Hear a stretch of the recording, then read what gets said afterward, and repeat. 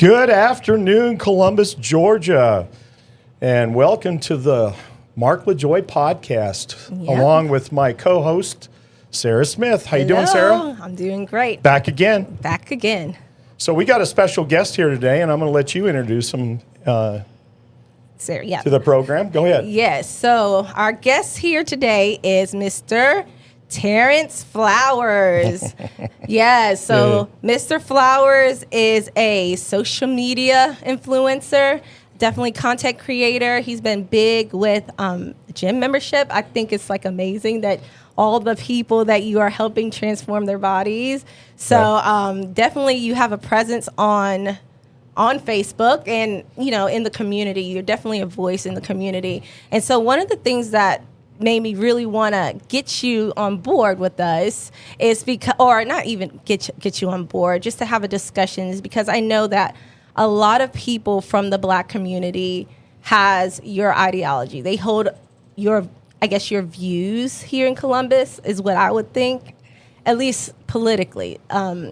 Now, I don't know, you can correct me on this, whether you are I don't know what your specific affiliation with, but I know that take a guess. I know that some of the people that you have I guess, I don't know what the word is. You've been close connection with, has been a part of like the Democratic Party. And so, I definitely wanted to get you on here so that we could have this kind of discourse, because at the end of the day, I know that people need to be able to have conversations. Conversations is very important to, I'm sorry, I'm just getting all kinds of distracted. But yeah, conversation is very important to moving the community forward. You know, once we stop having conversations, once we stop,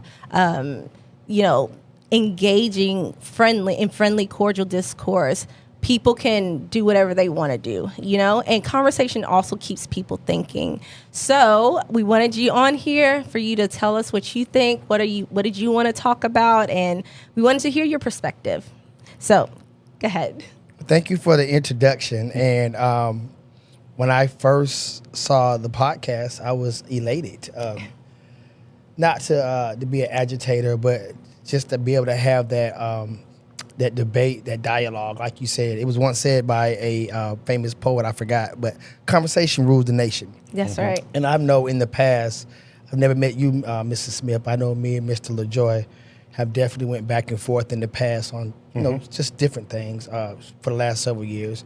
And, just to have him be in his face right now, I want you to know it was never, ever personal. No, of course not. It was always with what was going on at the time and whatever we were commenting on. Yeah. But I was happy that he had a podcast, because I'm like, sometimes when it comes to having a vehicle to be able to discuss things, we're often just left with a WTVM post where we're just commenting under that instead of somebody having their own platform. So I can't really think of anyone else and I'm just assuming too, that's more conservative than I am, that has a platform. So when I saw y'all's platform, I immediately started conversating or engaging with it. And not, like I said, once again, not to be an agitator, but to question. Because when we stop questioning and just start accepting everything that comes our way, that's when I think we start to lose our freedom. Yeah, I agree. Our rights as Americans. So it's never ever personal. And I'm happy to be here and to discuss whatever we got on the plate today. Well, I think it's important, and I appreciate you coming on, just like Sarah echoed out. I think that there's a certain, no matter what political party we come from, I think there's a certain amount of discord and discussion that has to happen. And I think a lot of that's not happening in our world right now, especially our community here, nor across the United States. I don't necessarily agree with a lot of Republican policies, nor do I agree with a lot of Democratic policies. Just kind of where I'm coming from on my side of the house. But I will tell you this is the Democratic Party. I was Democrat And it left me. It actually left me. And what I was really saddened about at the time was the way that I see things right now, the attacks and the stuff. And granted, it's coming on both sides. It's coming from both sides. But I seen a lot of it heading up from the Democratic Party. You know, I came from Michigan. I was born and raised in Michigan. And we had a discussion earlier when I came in the military and what I was. And I, believe it or not, I don't know if I should say this, but I actually voted for Bill Clinton. I thought he was a cool cat. I seen him on Saturday Night Live, and that was the first time I'd seen him. He came out with his saxophone and his, what do you want to call these glasses, you know, the black glasses and the rims and stuff, and he was out, and I said, that's a cool dude, and voted for him. That's the crazy part. I voted for the guy because I thought he was a cool dude until I found out a lot of things down the line, things that he was part of and things that he was doing, and especially the Monica Lewinsky incident. That was horrible. What happened in the Oval Office was something that, again, that was, for me, mentally, that was just another nail in the coffin for me. And there were many other things that led up to my decision, changing my decision at that point. But my family from Michigan, you know, God bless my mom and dad, they're no longer on this earth, but they were stalwart Democrats, the whole family. My brother still is, you know, all of those people on both sides of my mom's and dad's family were Democrats. But we were a different kind of Democrat. We were called not Blue Dogs, but we were called Kennedy Democrats or Roosevelt Democrats back then.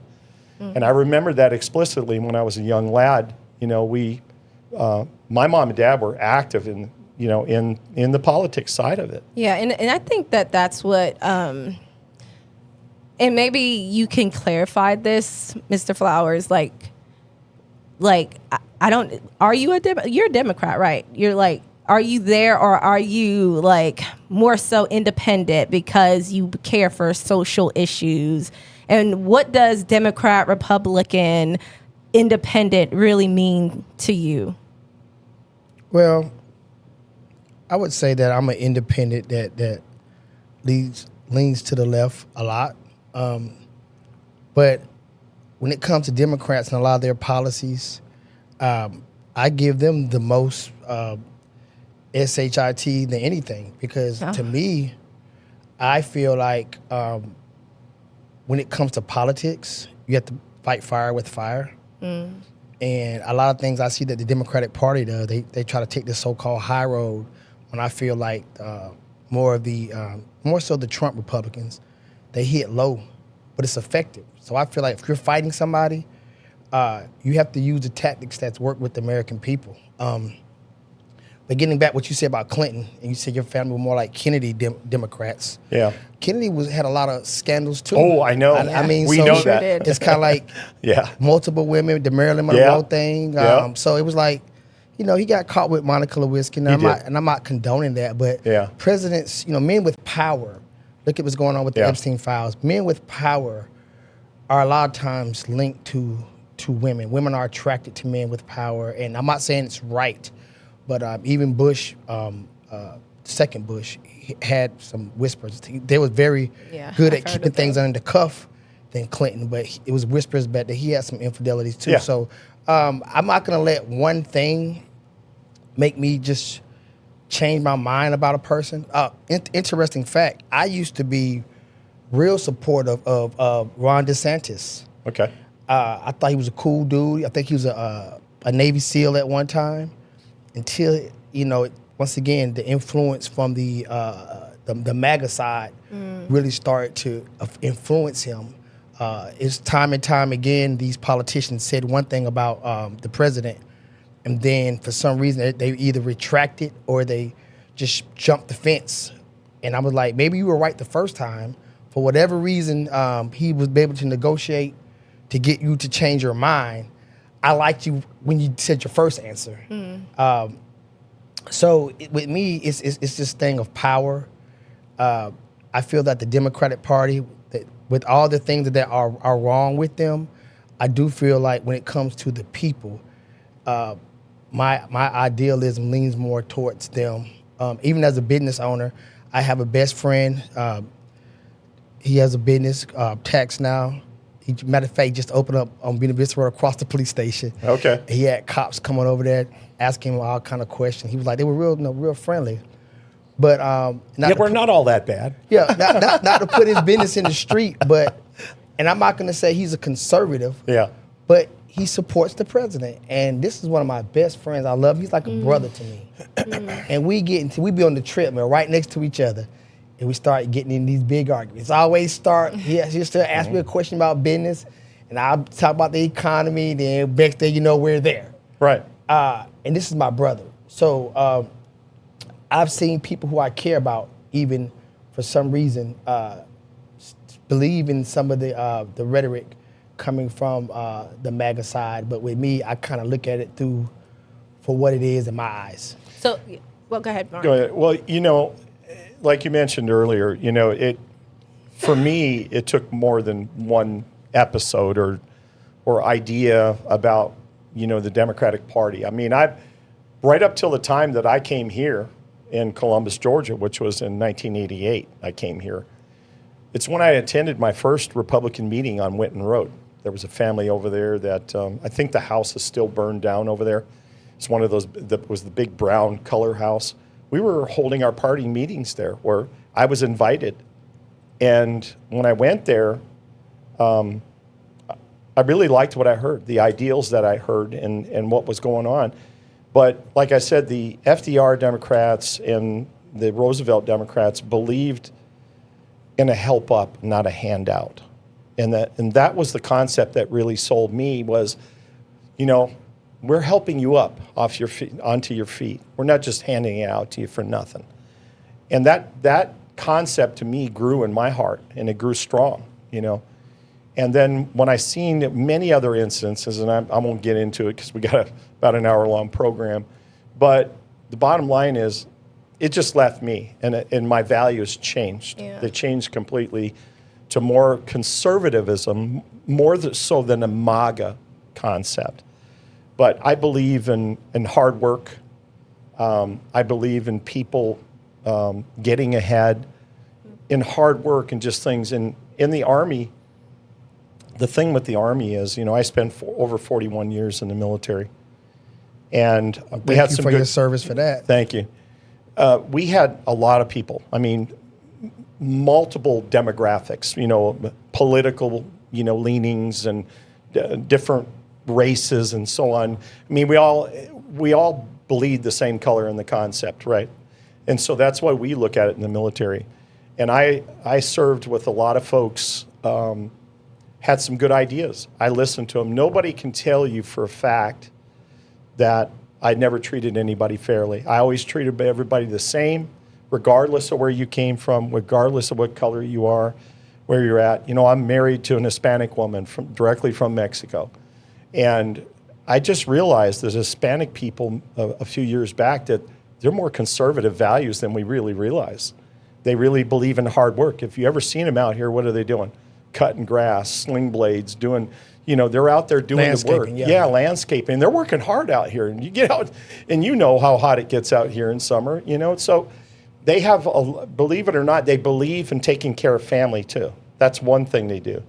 They may bring their brothers and sisters and everything else, over here, but they believe in taking care of the families. And that, to me, those are conservative values. Now, I know those are some liberal values too. Some values, they're interchangeable between the parties and stuff. Well, see, for me, MAGA, and this is why as much as I'm a MAGA Republican. I'm not the typical, I guess, lifelong Republican that we currently see. Like, I will say my values are different from the Republican Party here than it is for MAGA, I guess what people would consider MAGA. But for me, MAGA is mainly making America, putting America first, putting America's values first. And that's why I would say I'm a MAGA. As much as and I know we wanted to talk about the whole ICE thing and the immigration, for so long, and I think it's coming out that other countries other states have been ripping the citizens off. You know, America is the citizens. That's who we are. We, the people. And so for me, MAGA means the citizens come first, and the values that they want to instill, like, you know, let them elect their leaders, don't have fraudulent elections like we have, you know, let them make the most money, no tax on tips, like let's get rid of income tax, property tax, so that the people can have what they need and that they can take that resource and they can make things different. And so that's what MAGA means to me. Now, I don't know if there's like a different idea. I'm not talking about like the crazy people that are just like, oh, only me. But like I'm not talking about the selfish. I'm talking about the citizens' needs coming first before anything else. Any other country, anybody, like any other politician or these oligarchs here that just have a lot of money, so they want to call the shots. No, we're gonna put the needs of the citizens first. Well, you know, Terrance, if you go back and you look at let's just take a quick swipe at the military. The bottom line is when in the military, like I said, we're all one army, we're all one military, we're all one Air Force. Everybody's the same. And the concept many years ago when I came in, the Strategic Air Command for the Air Force is strength through firepower. And that was all part of that Make America Great thing, before it was even called that, Making America Strong Again. And why we were so strong, there was a period right after Vietnam where we were very weak in there. We lost our asses in Vietnam. I'm going to just be honest with you. We lost our asses in Afghanistan. That was horrible. What happened over there to us guys as veterans was a failure, big time failure. We left equipment behind. Only now, if we have to ever go back in there again, we're going to have to fight those guys with our own equipment that's out there back in that country. But we were strong people. We were a strong nation. We were a proud nation, and we're losing that. We've lost that proud nation status around the world. And I know a lot of people will criticize Trump for, well, you know, he's going after this country, he's going after that country. I get it, but I will tell you this: what really appeals to me, and what didn't appeal to me, the other presidents, was that he doesn't want to get in a long projected war.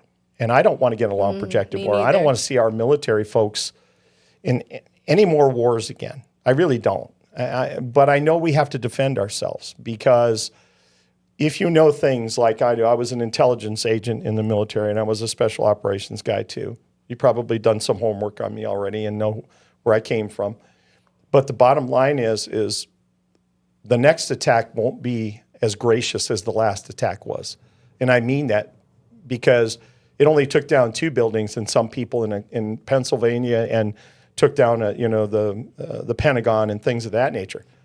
There's going to be a massive attack, and we know what it is. And they're here. They're already here. They're in the country, and it's not a matter of if it's going to happen. It's going to be a matter of when it's going to happen. And that's the thing. If you remember when 9/11 came across, now Bush was president, right? But for some reason, for a little short time, think about that. If I don't know how old you are. If you remember, how old are you right now? I remember clearly when that happened. So do you remember how the nation came together? Yes. Both Democrats and Republicans and independents. Yeah, everybody. One of the first times in the life that I've seen people coming together, and that made my heart really warm when I seen that, because I knew that we were one again. We were one in the nation again. But it didn't take long, and we're right back to each other on opposite sides of each other, fighting each other. And that shouldn't be. I believe, like I said earlier, I believe in discourse. I believe that we need to have conversations about what it is, whether you agree with me or whether I agree with you or not. I think that's what makes us a better nation. It makes us a stronger nation, because the simple fact that we have that discourse. Yeah. That's what congressmen and senators are supposed to do. They get out there and they argue the bills, and what do? They're representing their constituents from their states. That's what it should be about. You're arguing because you're the president of of that district and you're arguing for the people that you represent. That's what you should be doing. Not an ideology one way or the other. Because if you look at some of the liberal side of this, and it happens, believe me, on the Republican side, but they'll go lockstep on something and it'll go, and you see the talking points. One of the news agencies says something about this, and then all of a sudden, 10 news agencies are saying exactly the same thing. It's like they called on the phone and they rehearsed this line, and I was like, good God, man. Don't sound so robotic and stuff. Come up with your own stuff, your own ideas. But that's kind of the way the news media has gone too, and unfortunately. I will say it does feel like there is the Democratic Party from 10, 15 years ago is not the same as it is now. And, as much as I believe in social issues, like I do believe that there are certain situations where people, like, they need an upper hand, certain situations, but it's not a long-term thing, right? Like there's moments where you need, like let's say a mom, she made some choices and she's single and she needs some extra support financially. She needs food. I'm all for those things, but it's not a long-term thing. It's meant to be temporarily. And yes, conservative is more so like limited government, less intervention, less support, but just a help up and then a move on. What do you think, Terrance? I'm going to go back to what you said about you being MAGA. I can't for the life of me understand how you could be in support of a movement that's behind so much racial bias. From even the president not recognizing the holiday of Dr. Martin Luther King, from people who are Republicans getting kicked out of chat rooms because MAGA doesn't want no black people. I mean, I can go on and on and on. The talking points you made about the liberal news. I've seen something on TikTok where it's a company, I don't want to say the wrong one, that owns 60% of the news program, and the talking points were identical. So both sides do that. And they literally had each news station talking, and they had like a screen. All of them were saying the same thing, coming from the conservative side. But back to MAGA, healthcare. The big beautiful bill took so many funds from helping the people. You say you're about the people. The big beautiful bill took money from the people. And what you said about wars, I'm not so concerned as much as international as domestic. So I guess in a way I am concerned about the United States, but we have so many problems here. And to me, in my opinion, over the last calendar, it has gotten worse. It has gotten worse. Bills have went up. People can't find jobs. So that's why some people need help. A lot of times we look at one demographic for that aid, but we know that there's white women in West Virginia that need help. There's Native Americans in Oklahoma that need help. Help is needed in all demographics. And if you don't have a work surplus where you can give people jobs, it might have to be an extended hand out there for this aid. You just can't say you get aid for 1 year, and if you don't find a job where you can support your family in 1 year, aid's cut off. I don't think that's being very American to our citizens. So basically, I feel like some of the things both of you said are more inherently on the Republican side, especially MAGA, than the Democratic Party. Well, do you believe that, since we're on the subject about aid and specifically welfare and WIC and whatever it falls into that category, do you believe that people should be on it indefinitely then? No, I do not. I believe if a person is inherently trying and their system set in place, you have to report how many jobs you look for. Sometimes they'll actually ask for a contact for that person. Oh, I know. So if you're going by the criteria and you're not getting hired, to me, that's not that person's fault. Now, if they're missing their meetings, because I've seen women in my community, Every now and then they'll get their aid cut off because they didn't do something right. And that's what you're supposed to do. Hey, you're not doing what's right by the criteria, cut it off. Now, are the kids struggling? And it hurts my heart that the kids are struggling, but mama didn't do what she was supposed to do. So as long as they're following the criteria, doing what they're supposed to do, looking for, I think they call it helpful or gainful employment, then, you know, what we're supposed to do. From what I heard, though, none of that is being cut off indefinitely. From what I heard, there is going to be stipulations. You have to either be in school or you have to either be, working to support your family. It's not going to be a permanent thing. Oh, after a year. I thought it was I heard it was 2 years that they would cut it off. They would cut off support. But it makes sense because, once again, how long do you expect? If 2 years is not enough time for moms to be like, hey, I'm going to finish college, I'm going to get a better job, then how long do you expect them to live off the government? And going back to the whole funding, and you say Big Beautiful Bill is cutting off a whole bunch of stuff.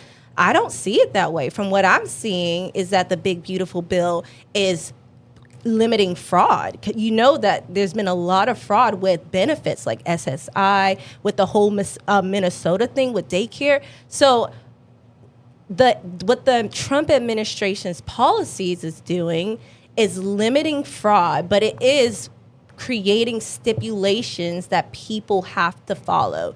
You don't need to be on WIC and SSI indefinitely. You need to be progressing, and I think that's fair. And from what you're saying, it does sound like we're saying some of the similar things. But can I respond? Yeah, you can. But let me just finish. But it's like from what I'm seeing, it's like you guys are seeing it like, oh, we're cutting off this, we're cutting off that. But no, it's a reallocation of these things. It's a reallocation of funds to where 300-year-olds are getting Social Security funds when that could go better to people that really need it. So many people are denied Social Security, but yet here recently, like we have people 100 years old, 120 years old, people who most 300 years old that are getting all these funds. Even with the Minnesota thing, goes back to that. So from what I'm seeing with the Trump administration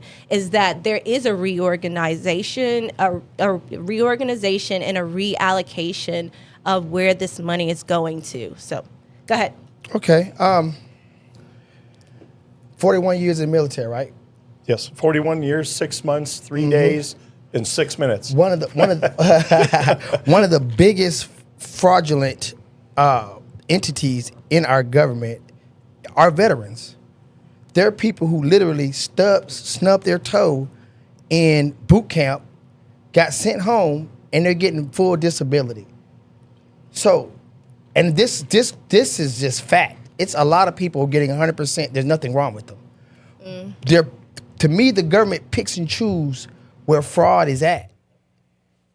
They're not going after the Department of Defense where they're giving their cronies these defense contracts.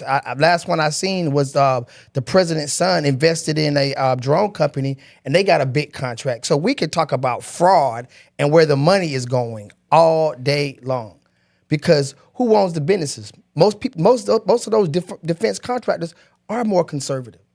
They're the ones that get in the contracts. That's what the whole thing about Elon Musk was about.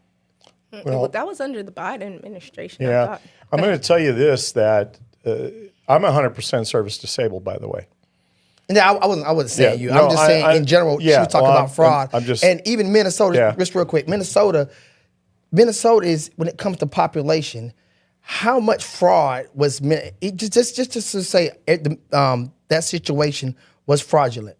How much of the government's money was being allocated for that? A 0.0% of one. So we just can't go off these right-wing talking points. Even the 300 year old. It was 11. I think over $11 billion that they found. There was $1 billion flying out. And that goes exactly to your question. Is like, how much of that is actually going back to the politicians? And if you found $1 billion there, you would find $10 trillion with the veterans. they're picking and choosing where they want to go. You got to be look for careful fraud. with that one. I know, Terrance. exactly. You got to be very careful. I'm just being honest. They don't want to. Okay. They don't want to say nothing about the veterans just for the reason you say. You got to be careful with that. But let's just be real. I personally know. Now, no, I would never say their names. 5 people, ain't nothing wrong with them, and they getting $4,000-$5,000. That's why we need better guidelines. But I'm saying they're looking for the money. They know they're doing that. Yeah. They know when they go see these quack doctors that they just sign off. This is happening right now. But this is why we need tougher stipulations. Mark, go ahead. Yeah, and see, here's the deal. I've seen some of that, but I've seen it both on the white side, and I've seen it on the Indian side, and I've seen it on the black side of it too. So everybody was complicit in it. Oh yeah, there was a guy up on Fort Benning one time when I went up there to the clinic, because I used to go to Fort Benning Clinic until I got transferred back downtown. And this guy, I've seen him like a dozen times. He had casts up to here and up to here on his arms, and he was shucking and jiving. He was going around there bumping elbows with folks and stuff. There wasn't a damn thing wrong with that guy. But he was a bad guy now. I'm not getting racial here. I'm just saying and I've seen him on the other side too. Yeah. But I will tell you this. The veterans system, the approval authority was horrible. Horrible.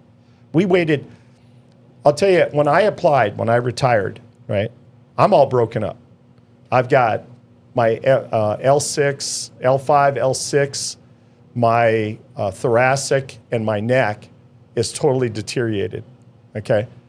I just came off of about 4 weeks. I was laid up.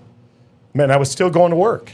That's the crazy part, is because the military taught me a work ethic, and that is show up on time and be ready to perform, regardless of what happened to me. And that's what the military taught me. The military taught me these valuable skills, was to never let my fellow person, my fellow Army person, never let them down. Always be there for them when you needed to be there. And so when COVID hit, okay, it was taking 1.5 years, 2 years. Some guys, it's taken up to 3 years to get their process done, where there's other guys that get it done in less than 30 days back then. And that's not right. That wasn't right. And they started to revise the system where some of that came about. But it took me 18 months to get my approval. When COVID hit, I had double pneumonia in my lungs, and they put me in the hospital in the COVID ward. I was a critical patient, and I was receiving massive needles, insulin, and different things that was going in. I had 4 going in this arm, and 3 going in this arm, and I was in there for weeks, laid up. And I was questioning, before I got COVID, I started to call the VA. I said, where's my case at? Where's it happening? What's going on with my case? And never got any good answers. The system was so corrupt back then. Everybody that was in the system was just so corrupt. And it was my second day when I was in the COVID ward, in the critical ward up there. I looked at my phone. I picked my phone up because I heard a ting, and I thought it was a message. It was from the VA. It says, you've been approved for your 100% disability. So it made me feel good. But I said, I'm probably going to die up here. That's my luck. Okay, that's the luck that I have, is I'm probably going to end up dying here, and my family won't get a damn dime. They won't get anything that they need. But I will tell you this, the process is a lot fairer now. And there's always stipulations, and there's always problems to anything you do. I don't care, what kind of money you get, where it comes from, who applies for it. There's always something wrong with the system. Yeah, I know. I have, I guess, a close person. Don't want to say specifically, but yeah, they've been in the military less than a year, and like you said, nicked their finger, fully capable young person, and yet disability. And it makes me sad because, people like you have served this country for 41 years, have gone through the hard things that you guys have to wait. And then we have homeless veterans on the street currently, even in Columbus. And then you have people, these young cats that know how to play the system, getting the money. So I agree with you, Terrance. I do. But what I'm saying is like, this is the point of why we need better policies, stricter guidelines. So this is how you got to do this, that, this, or you don't get it. See, this is what we're saying, the same thing essentially, but going back to all of the fraud and saying what the Trump administration is doing, you got to picture it bigger. Like, there has been a lot of fraud, whether it's in the military, whether it's in for daycare in Somalia. Like, I don't know. There's a ton of fraud. And so what I'm seeing the MAGA administration, the Trump administration doing is that they are putting parameters on it. And we see it as, oh, people are not being fed. A lot of the people that I know who need that, they still get their benefits. You know, I know people that are still getting their benefits. But once again, I don't know what the criteria. I'm not in detail with that policy. But like, you know, it bothers me because I'm just like, it's like, are we getting things wrong from this administration? Or are we just, like you said, I'm listening to the talking points. Are you listening to the talking points on your side? Or are we trying to figure out a way that's really going to meet us in the middle and take care of things? I think that's important. I think we should. Yeah. Go ahead. Absolutely. I definitely want to meet people in the middle. It's a guy named Chad Pepper, one of my best friends. And I'm not just saying that because he's white, but me and him inherently argue about all this stuff. Like everything y'all we talk about now, I argue about with Chad. And one thing that going back to what you just said about the fraud, if I tell him, if you have a problem with SNAP benefits or anything of that nature, you should have a problem with the president's son buying a company or investing in a drone company, and then all of a sudden they get this big defense contract. I mean, let's just imagine, if one of the Obama daughters invested in something, and then within weeks our government purchased that investment, the right side would go crazy. These are the same people who went crazy about him wearing a tan suit. So imagine if his daughter invested in some kind of company and then our government went right back and purchased that. Well, so that's what I see on my side. I'll have to see the specific. That's fine. You can do your research. I'm sure. Just hopefully tell me I'll be a story. rerecurring guest because we're not going to be able to get this all done in an hour. I know. We're not. But So my thing is, we can nitpick things on both sides all yes, day long. Exactly. But even with Margie Taylor Greene, she's coming out with talking points. I mean, she was everybody's darling last year. She was the MAGA's pit bull. But now they're calling her a traitor because I honestly, for the last 3 or 4 months, been agreeing with a lot of the things that she says. She got a contract with one of the news companies now. That's everybody. I know. Like, what about the big genie guy who was the deputy FBI? How about Jen Psaki? She got a nice lucrative contract. And that's what I'm saying. We're saying the same thing. Exactly. We're saying the same thing. From when you move your chess piece this way, I can move mine this way. But they're that's all the point. in on it, just like the old Indians narrative: left wing, right wing, same bird. So this is what I'm saying. It's like, where do we land? And maybe could be a good segue to the local aspect of it, because politics are local. But after all of this, where do we land when it comes to what we want for our country, what we want for our children's future? Like, this is what's really at stake here. And so, like, we could, like you said, go back and forth, and you show me this point and I show you this point. But at the end of the day, it's like, where does it go? Yeah, I think we need, we've got dialogue going, and if we can meet common ground in the middle, we're always going to have some discourse of some sort, some disagreement. But we're actually, your side, taking up for your side, is saying the same thing that we're kind of saying in different ways of saying it. And I think that's what's important, that we can have that conversation. I think we've started that between you and I have started, and Sarah, that dialogue between us, and that we can start, because all it's going to do is make our community a better community. That's right. We can have this discourse without shooting each other or stabbing each other or doing something there. And the thing that's most important to me is, I'm the mayoral candidate, right? I'm there, and the thing that it really what I really look at and is the safety and security of our community. And I've said this 100 times, and Sarah's heard me say it. It doesn't say Democrat, Republican above your doorway. It does not. So I serve the community just like when I ran for sheriff. We serve the community equally, and that's what I've been hired to do. But this campaign, and we're talking about this discourse, is kind of gone.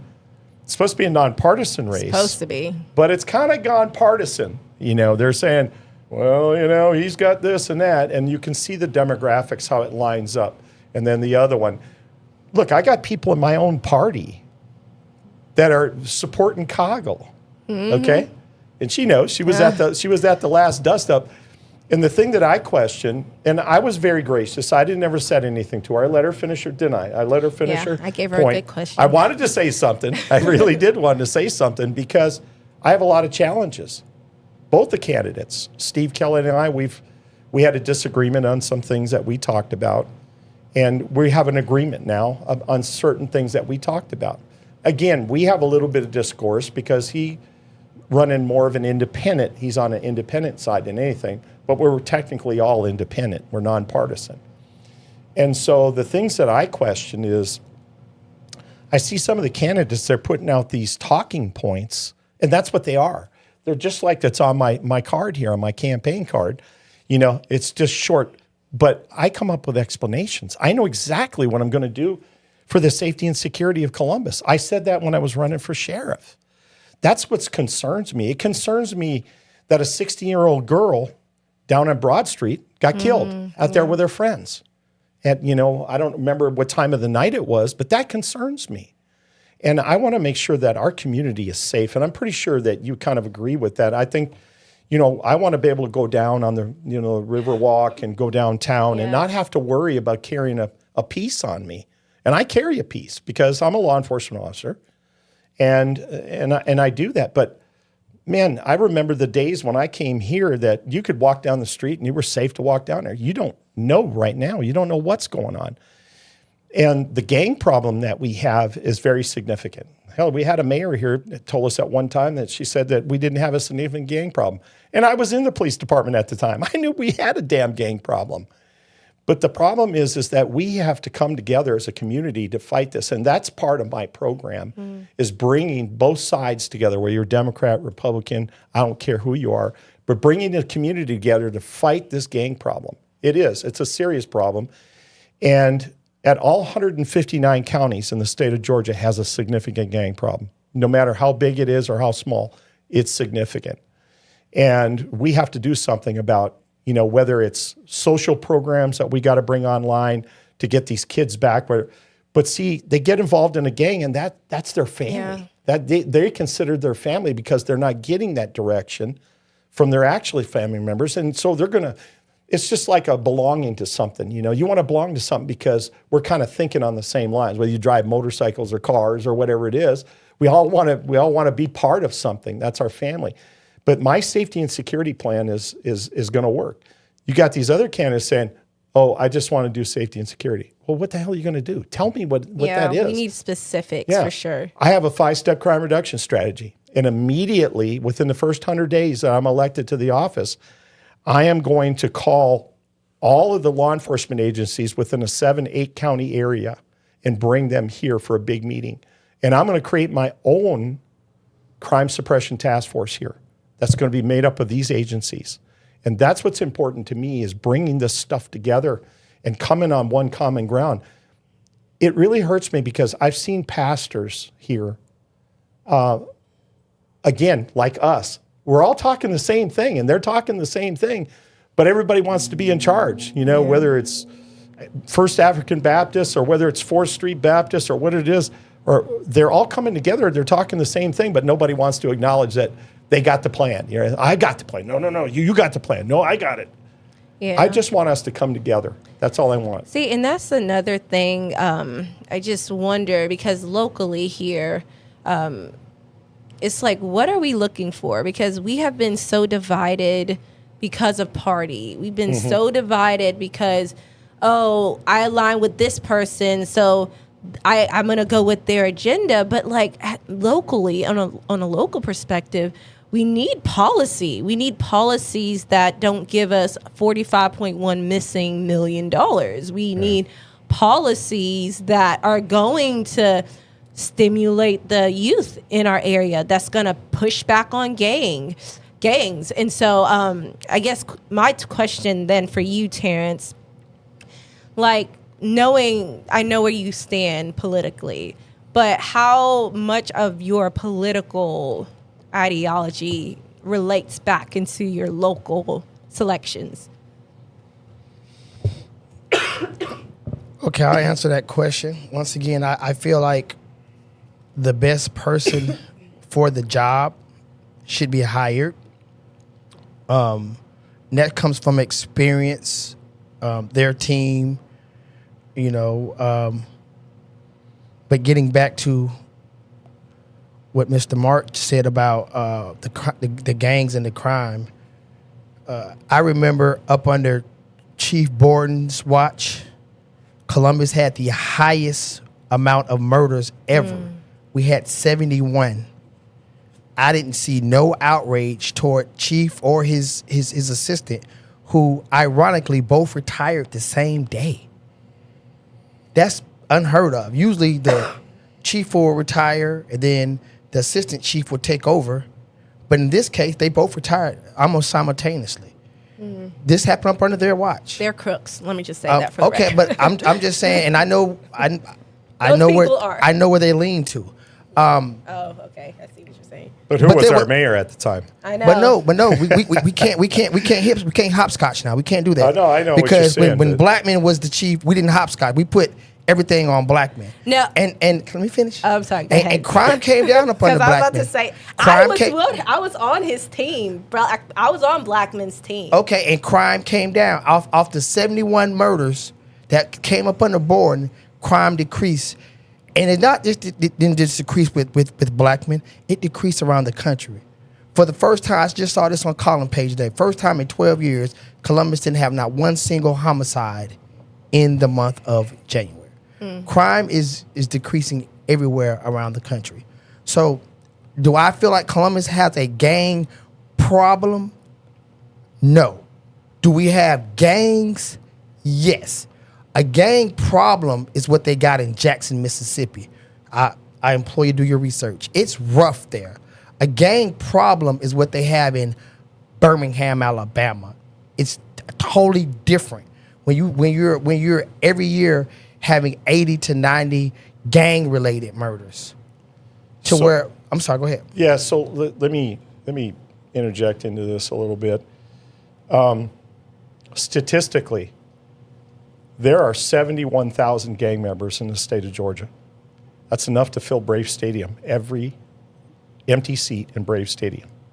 That's significant. You don't have, yes, there are areas in Birmingham and places like that that have significant problems, but those are the areas. The whole state has 71,000 gang members in the whole state. There were between 1,500 and 2,000, 2,500 gang members right here in Columbus. That's a pretty significant problem. Now, you mentioned Chief Borden, and I'm not sticking up for him, trust me. I worked for him, I know. And I worked on, Blackman was my sergeant. And nobody knows Blackman better than I do. I worked with him for 4 years in a youth program. I started out in a youth program. I was in the South Precinct. South Columbus is where I started out at. And then went, I'm not saying this to be mean, and I'm not saying this because who it is, but I will tell you this, Blackman was never right for that job. And it's not because it's a white and black issue. I'm just telling you what I know. And I won't get into the story, but I'll tell you an instance one time that, when he was in patrol division, and it frustrated me so badly that at the end of the shift, what happens is usually you bring in your reports, okay? However many there are. We used to hand jam reports. Now they do it on computers and all that stuff. So, I guess that's a little bit of advancement. But at the point we do all of this, and then you bring up, and your sergeant would sign the report. After he checks it for grammatical errors and content and, whether the blocks were checked and all that other kind of stuff, then he would look at it. And it frustrated me so bad. It'd be like on a Friday night, I want to go home, right? And then Friday afternoon, and somebody would come and interrupt him, and he'd go, and then he would go back and start all over again. I was like, oh my God, please stop. Don't interject him anymore. Let me do this. But it was just later down the line when I served in the youth program, just the things that went on that were just unconscionable. I was like, I'm just shaking my head. And then, you know, after Boren retires, right, then the recommendation went in for Blackman to become the chief, and he was approved by the city council, right? Obviously, that's an approval. But believe it or not, if you go back, and it's in here, statistically what ended up happening, the demographics on what they took is that a majority of both white and black officers felt that he was doing a horrible job. I mean, it was right there. They gave them a questionnaire, and they didn't know where it came from. They had no idea when that questionnaire, and the percentages were very telling, very telling. And let me tell you, I was there on one of those meetings when at the city council, and you could walk in the room, right? And on this side of the room, you had your Omegas and your Great Countrymen's folks, supporters. And on this side of the room, you had your Blackman supporters on there. It was so divided, and I wouldn't say it was racially divided, but it was so divided amongst race, it was ridiculous. Yeah. And downstairs, they had these rooms set up, both Blackman rooms, and the other side of the house, they had them set up down there where they were, you know, running their own meetings and stuff like that. I was like, good God, what's going on here? Yeah, I was there in support you were there, weren't you? Of Blackman, you know, because I felt like they were throwing him under the bus. Yeah. And no one, not even the black leaders here, they didn't come to his defense. You had I did. But me too. That's what I think. That's where we kind of. That's when we first started.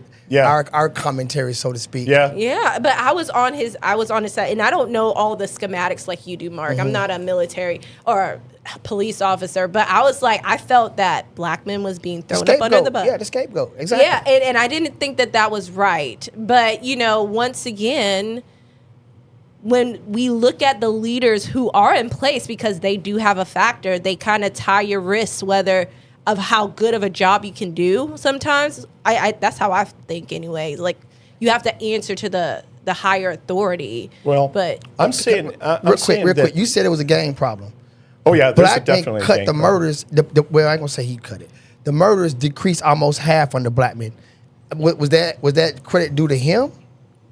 It's I don't know. I mean, so, I but don't hold know. up, but hold up. Yeah. If he was the chief, Yeah. if the murders are up, the chief gets blamed. So why can't he get the credit when they go down? Well, I don't disagree with you. Okay. I don't And disagree with that at all. Going back to your sir, what was your MOS in the military again? Well, let's see. Which one? Your main one, the one that you had the most service up under. I was a special operations guy. Special operations. Yep. Were you good at that? Absolutely, I was good And you at it. had, can I say, 15, 20 years of experience? Oh, yeah, definitely. So if you had to 28, lead, so if you had to teach or lead some special ops guys in the city, you would be the man for the job because of your experience you got. Well, I would think so. Yeah, I would think so too. So getting back to what you said about our politicians here, same criteria. If somebody's been on the job, if somebody has that experience, if somebody have seen it from all angles, I think that they would be best suited for some of the positions in the city. Going off the same criteria he just answered. I agree, but I disagree with. I agree with that last segment. Listen, we can agree and disagree on it, but I'm going to tell you now, it doesn't always think. Listen, the way this campaign is forming up, and you see it, and you're an intelligent guy. The two money winners, that's what they're trying to do. Exactly. Those are the they're people. trying, and you know it. You've seen it. I see you shaking your head. You know exactly. Well, LaJoye didn't have any money, but you know what? I've gained money before when I ran for sheriff. I'll tell you now, I don't want to owe anybody a dime, not a dime for special favors. But you go back, pull up those campaign donations, pull them up and look at them and see what's there. See what's in there and see that there is addresses that don't match up. There's no addresses in some folks is there. There's 39 outside what I call black money from outside of the county. Yeah. I mean, these are special interest things that are going on. And then the question is why? Like, why are they buying insurance? Yeah, that buys an insurance. What it does, you go both those programs, both the two. But see, what's happened is the news media, again, they're on those same talking points, right? Because if WRBL says something, WTVM is going to. If WTVM holds an interview with us, WRBL is going to call and do an interview. It's the same thing and the same kind of talking points. It's horrible. But the bottom line is they're trying to prop up those two candidates together in that race. And I'm going to tell you why. I'm going to tell you why. They don't want me to match up with Isaiah Hughley. They don't want to match up with me. But just remember who signed that termination letter out of that other candidate. Joanne Coggle was one of those that signed a termination letter. And I'm pretty sure, I'm not an attorney, right? Been in a pre-law program, but I'm going to tell you, the attorney probably told her, shut your mouth, because there was a lawsuit in, was there not? Yes. And so that's what she's probably been, and they want that matchup. The Hughley wants that matchup with her because she can't say a thing. She can't say nothing. She can't even defend herself because of the fact that maybe IH will come back on that lawsuit and get that lawsuit moving. That's the tactics behind the politics, and I'm going to tell you it's there. But the most qualified candidate is not always the candidate that's in the job. Exactly. Thank you. It's not that way, because I can show you 19 different things that were linked to Isaiah Hughley. We got 4 minutes. 19 different things it was used as failures is concerned. Now, this wasn't just because of that study that happened, why he was terminated, because that's what Teresa Alameen will tell you. You know, the second time that he paid that second lot of money, he was terminated after it. There's all these that should have been brought up here. The landfill incident is one of them. Landfill, the Metro lawsuit, pay dirt. I can go on and on and on and on. You know, the nepotism sides of that, the animal control issue. I argued with Teresa Alameen here the other day. She goes, well, they contracted, it was $3.5 million, and Isaiah got it down to $3.3 million. You ain't got to do the sound effects. I know. I'm being over-exaggerated, but that's the point. Oh, my God, we went from 3.5 to 3.3. We shouldn't have been in that position to begin with. And so when we talk about chain of command, right, we would think that the person with the most experience is the best person. Not always in this case. And so what happens is I'm asking the folks, the taxpayers, the voters in Columbus, to scrutinize the initiatives of each one of the candidates. Exactly. Policy. Look at their policies. Don't just look at these things that says on our business cards here. Just basic one-liners is all that says. Don't look at that. Yeah, and the thing Break about it down. The thing about Hughley is that his experience isn't good. Yeah, it's not a good experience. That's the problem. In my opinion, it's terrible experience. You misplaced $45.1 million. I went to a forum with the mayor a year or so ago. And even the black ladies, they were talking trash. And these are older black ladies, and they were making me laugh so hard, talking trash about him because they knew that he didn't do anything for them. And so when we start thinking about these things and we think about, oh yeah, he has experience, but he lost $45.1 million. We had the animal control fiasco. That was a big thing. And then there was so many different things. I guess according to your list, I haven't heard them all. The biggest two was the $45.1 million. And then the Jay Nathan thing now where, apparently $25,000 was given to his wife's business or whatever. See, these are the kind of things that should raise concerns, whether it's black or white. These are things that should raise concerns. And I know we're at 59:16, so I know you. I'm going to let it. I'll be real short. So I'm going to let the him sheriff's bring department up the investigated that. They found out that Isaiah Hughley did nothing wrong. A third party gave Isaiah's wife that money. So once again, frat buddy. Third party. Okay. Third party. And I never did. Last I want to say, I never did say I was going to vote for Isaiah Hughley. I just brought up the situation. We just like the banter. It's fun. I just be honest with you. I haven't really made up my mind who I'm going to vote for mayor. It's just being honest. Like I said, to me, you have to earn my vote. You're not just going to get it because you're this way or that way. That's the way it should be. Yeah, Please. that's how it is. And I appreciate that from you. I really do. Be like Terrance. You study the candidate. You study the initiatives, and that's what we're asking the people to do. Yes. Study the initiatives. Look at what they're for. Don't ask these softball questions like they keep asking them. Like at our party meeting, when Joanne Coggle over there, she broke some jokes that weren't even funny to me, and everybody's going, "Oh, whoa, that's so brilliant!" Yeah, you didn't say shit. You didn't say nothing. And Sarah asked her a question, and she danced all around that. She couldn't answer it. She danced all around it like she was a figure skater. That's what most politicians do. They dodge it. But if it's a hard question, I mean, most politicians. Yeah. So I agree with you. Are you going to be on the debate? When is the debate? Oh, yeah. We got, Thursday? as a matter of fact, it's one coming up right now. Let's see. It's going to be on April 22nd. That's the WTVM mayoral debate. I'll definitely be there. Okay. So they said they haven't got the times down yet, but they said approximate start time will be 6:30. Okay. So that's going to happen. Yes, I will be on stage. That's WTVM? Yes, that's the WTVM Make sure debate. I get me an invite to that. Absolutely. And then we have others, but they're down in April and somewhere down the line. And I think Teresa Elamine, as much as, we have a history between each other. It's been a good history. It's been not so good a history sometimes. It just depends on what it is. But, I actually agree with her more than I disagree with her on some issues. But what I didn't like, and I appreciate the discord that we're all having and that we can talk these things out. But, when she said specifically, she said there's going to be all black city councilors, going to be all black mayors. Like that didn't appeal to me at all. That shut me down completely. Because, again, what I've asked you and what you're doing and what I'm asking the rest of the folks to do is break down these campaign initiatives, ask the hard questions. You said that you're going to say safety and security in Columbus. How are you going to do that? I just told you what I'm going to do. 5-step crime reduction strategy, our meetings that are associated with all that. What about economics? Housing for, housing referral, better housing for folks. I'm a big advocate for veterans housing. I hate to see homeless veterans out on the street. It hurts my heart.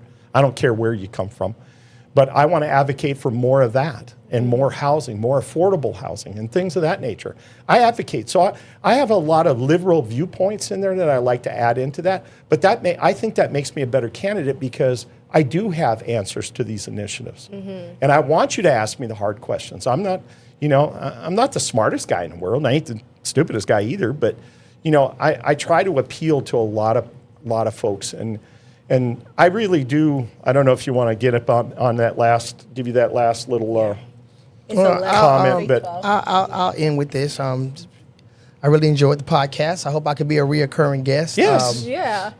And I'm going to be open-minded on all the candidates. Yeah. I said I haven't made up my mind yet. Right. I look forward to seeing you on the debate and see how you hang yourself up there with the other guys. And that's what's wrong with America, the money. I mean, on both sides, one of the biggest campaign donors for Donald Trump is also one of the biggest campaign for Hakeem Jeffries. So, I mean, money's, I know, right? Money is root of all evil. You ever watch I Had It podcast? Mm-hmm. With the two ladies? They exposed that. So money's in politics. That's where we are right now. Until we make laws to kind of reduce that, that's just where we are. So I'm going to judge the character and the content of the person, not the purse behind it. And once again, thank you for having me. Hey, no problem. It's been a pleasure to go through this with you, Terrance, and we will hope that you'll come back on the podcast again. Most definitely. And let's see if we can get on your podcast. That would be a good thing. Coffee with Coach. Right? Coffee with Coach. Coffee was good too. Yeah, there you go. You're living up to your name there. So I really appreciate and you coming on board, and hopefully we'll meet again. We'll come back. Sir. Thank you. Thank you, sir.